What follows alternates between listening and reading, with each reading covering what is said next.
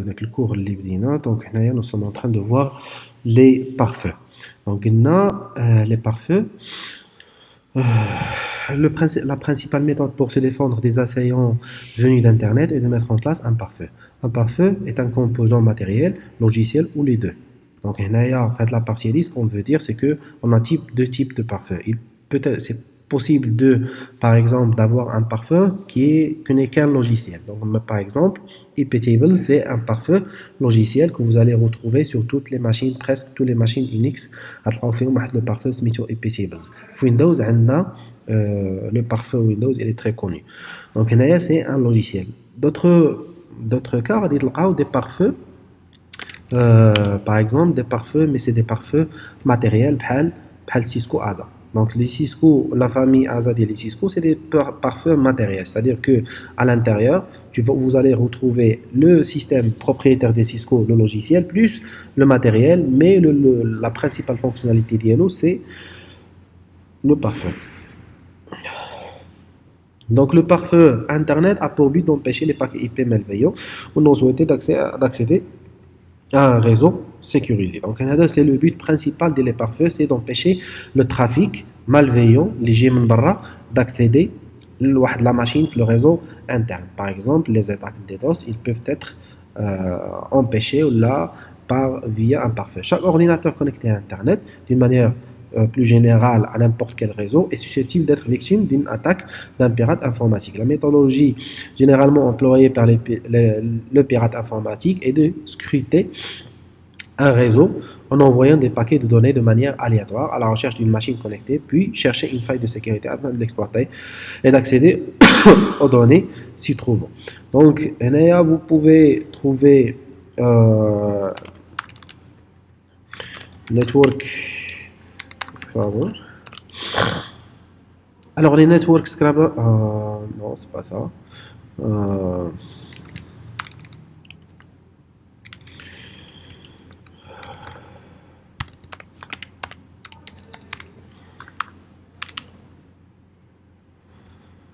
Je connaissais un outil.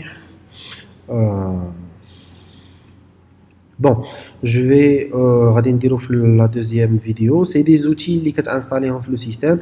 Ils vont vous permettre de scanner le réseau pour les machines, pour voir les machines connectées avec le réseau et avoir des informations. Donc, avec les outils, ils se relaient sur des outils informatiques déjà. Par exemple, ils vont utiliser la commande ping pour pinguer sur toutes les machines, toutes les adresses IP en utilisant l'adresse IP de la machine. La deuxième méthode qu'ils utilisent, c'est le protocole SNMP pour avoir des informations là, les machines. Après, la machine les informations, qu'est-ce qu'il va faire? Il va commencer à analyser, par exemple, les portes qui sont ouvertes avec la machine. Est-ce que cette machine elle est protégée? Est-ce qu'il y a un pare-feu installé avec la machine? Est-ce qu'il y a un système de protection avec la machine? Donc, il va essayer de trouver des failles de sécurité pour pouvoir l'attaquer. Donc, la machine est susceptible d'être connectée sans pour autant être surveillée. La machine est généralement connectée avec une plus large bande passante. La machine cible ne change pas d'adresse IP. Donc, il y a les trois facteurs que la machine est sous haut risque. Donc, une machine qui ne change pas d'adresse IP, donc elle a toujours la même adresse IP. Donc, le pirate, il va ou il a pirate, donc puisqu'il ne change pas d'adresse IP, donc on a un grand problème. Ainsi, il nécessite autant pour les réseaux d'entreprise que pour les internautes posséder une connexion de type ADSL, câble ADSL, de se protéger des intrusions réseau en installant un dispositif de protection qui est généralement un pare-feu ou un IDS ou un IPS. Donc, qu'est-ce qu'un pare-feu? Un pare-feu, aussi appelé coupe-feu ou garde-barrière ou firewall, est un système permettant de protéger un ordinateur ou un réseau d'ordinateurs des intrusions provenant d'un réseau tiers, notamment Internet. Le pare-feu est un système permettant de filtrer les paquets de données échangés avec le réseau. Il s'agit ainsi d'une passerelle filtrante comportant au minimum les interfaces réseau suivantes. Une interface réseau à protéger, donc le réseau interne, une interface réseau externe. Donc, c'est le pare-feu. Avec le réseau interne, tu es administrateur ici. Ou avec le réseau externe, en général, c'est Internet. Le pare-feu, il va jouer le rôle de blocage les communications. Donc, les lignes rouges, c'est des communications interdites. Donc, le pare-feu, ils sont arrêtés. Donc, les deux sens. Tu vas pas permettre les utilisateurs انهم يخرجوا l'internet un trafic, ou tu vas pas autoriser un trafic انه يدخل, mais tu vas autoriser un trafic précis. Par exemple, tu veux autoriser que les requêtes HTTP, يعني الناس accéder غير الويب, donc ils vont passer que le protocole HTTP. مثلا إلا جا شي واحد دار عليك internet ولا دار عليك SSH, il ne pourra pas accéder. Le système firewall est un système logiciel reposant parfois sur un matériel dédié, constituant un intermédiaire entre le réseau local ou la machine locale et un ou plusieurs réseaux externes. Il est aussi possible de mettre un système pare-feu sur n'importe quelle machine avec n'importe quel système pourvu que. Donc, la première chose c'est que vous pouvez avoir une machine dédiée, c'est un dispositif dédié, يعني خاص غير pare-feu, خدمته هي الpare-feu, بحال les Cisco ASA.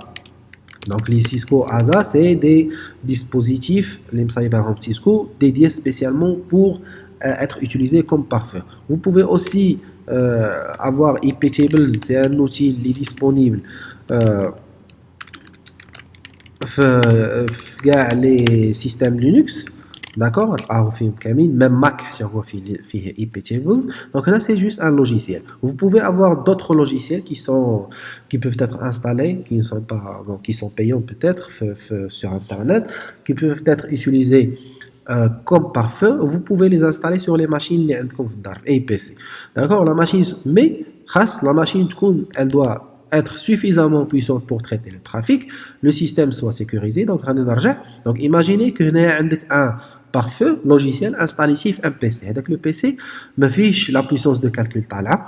Donc le PC il ne pourra pas traiter, ما يقدرش يتريتي لك بزاف ديال les données pour les analyser, pour décider واش autoriser ولا لا. Donc imaginez que vous avez هنا في le réseau ديالك عندك une entreprise qui a 5000 employés. Donc les 5000 employés vont utiliser une connexion vers internet pour voir, je sais pas, ils vont se connecter à un serveur vers internet pour travailler.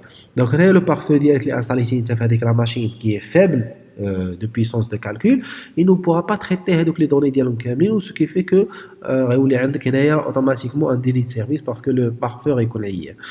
Le système doit être sécurisé. Donc on a installé le pare-feu ديالك un PC qui est très puissant, في une puissance de calcul طالعه, la RAM ديالو مجهده, le processeur ديالو مجهد. Donc tranquille, les cartes graphiques ils sont dotés de puissance de calcul ديالهم مزيان, كلشي مزيان, mais le PC ديالك هذاك اللي installé فيه il n'est pas sécurisé, ما فيه حتى شي antivirus, ما فيه حتى شي حاجه, فيه des ports محلولين, فيه beaucoup de vulnérabilité. Donc هنا un pirate il pourra facilement انه يدخل يبيراتي لك le PC اللي installé فيه le pare-feu, et puisqu'il a accès à le pare-feu, il modifie les règles du pare-feu, il va autoriser du trafic qui normalement pas autorisé. Donc aucun autre service que le service de filtrage de paquets ne fonctionne sur le serveur. Donc on revient à la même chose, c'est que normalement le PC installé un pare-feu dédié seulement à le travail. Parce qu'une fois que imaginez que vous avez 4 Go de RAM, je dis n'importe quoi, 4 Go de RAM ou 4 Go de processeur, de vitesse le processeur. Donc j'ai installé un serveur web et un pare-feu. Donc le pare-feu qui consomme à un moment X, à un moment T, consomme je sais pas 500 mégas de la RAM, ou un serveur web qui consomme 3 Go. Donc une fois هنا الناس غيبداو يحتاجوا بزاف les fonctionnalités ديال pare-feu il ne pourra pas travailler correctement parce que la puissance de calcul خدام بها واحد اخر, un autre service. Donc هنايا خاص يكون عندك تقريبا un seul service. Fonctionnement d'un système de pare-feu.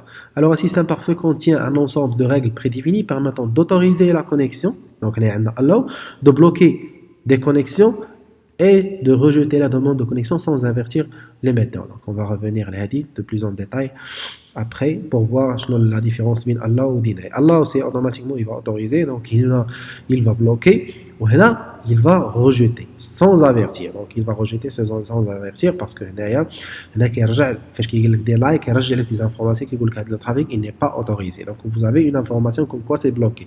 Donc هنا كيدير دروب ما كيعلمك, ما كيقول حتى شي حاجه من داك السيد اللي باغي يتكونيكتا.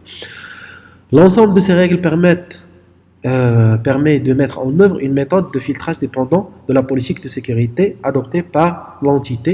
On distingue habituellement deux types de politique de sécurité permettant soit d'autoriser uniquement les communications ayant été explicitement autorisées, soit d'empêcher les échanges qui ont été explicitement interdits. Donc, الاولى وهي la plus utilisée ou la plus sûre parce que شنو كتجي تقول هذه autorisée uniquement les communications qui ont été explicitement autorisées كتجي كتقول هذا البارفو كتبارامتري كتقول له شوف غاتautoriser ليا غير لو ترافيك HTTP دونك شنو داك لو بارفو شنو كيولي يدير كيولي اوتوريزي باغ اكزومبل قلتي لي اوتوريزي لي HTTP و اوتوريزي لي سيدي SSH seulement دونك هنايا اي حاجه ديفيرونت على HTTP و SSH كيبلوكيها elle est bloquée.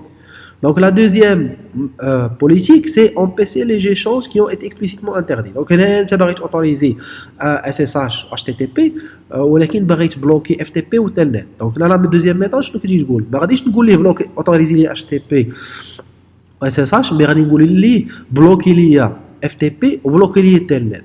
Donc هنايا puisque انت بلوكيتي غير جوج, اي حاجه ديفيرونت ديال FTP, d'accord, FTP différent, si différent.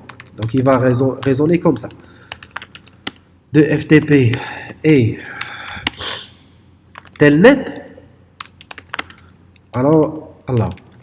Donc ça, vous allez avoir un énorme problème parce que c'est une opération logique. Donc il y مثلا يدير أي حاجة من غير FTP, يدير SSH, يدير HTTP, يدير je dis n'importe quoi, يدير ping, يدير SNMP, يدير SFTP, يدير كاع les protocoles que vous voulez, ils sont autorisés puisque حنا غنبلوكيو غير داكشي اللي interdit ce qu'on a interdit explicitement. Mais la première méthode a un petit souci. Donc le petit souci, c'est que خاصك تكون انت فاش كتبارامتري تكون عارف راسك شنو كدير باسكو الا ما كنتيش عارف هاد الناس شنو باغيين يخدموا غاتوتوريزي ليهم غير FTP و SSH مي واحد السيد واحد اخر كيخدم SFTP داكور ولا كيخدم بواحد لو بور اكس ولا بور ايغريك دونك طونك ما انت ما قلتيش ان راه جوتوريز هذاك لو بور ايغريك انه لو ترافيك اللي جاي فيه يدوز il va être bloqué و tu risques ان الناس اللي خدامين هنايا وانت ما عارفهمش انهم راهم كيحتاجوا هذاك دو باسي فيا هذاك لو بور tu vas les bloquer donc il faut هادشي علاش خاصنا نديرو une étude ديال qu'est-ce qu'on a besoin d'autoriser et وشنو اللي ما باغيينوش يدوز d'accord pour mieux cerner les choses. Donc on va arrêter la vidéo pour voir après les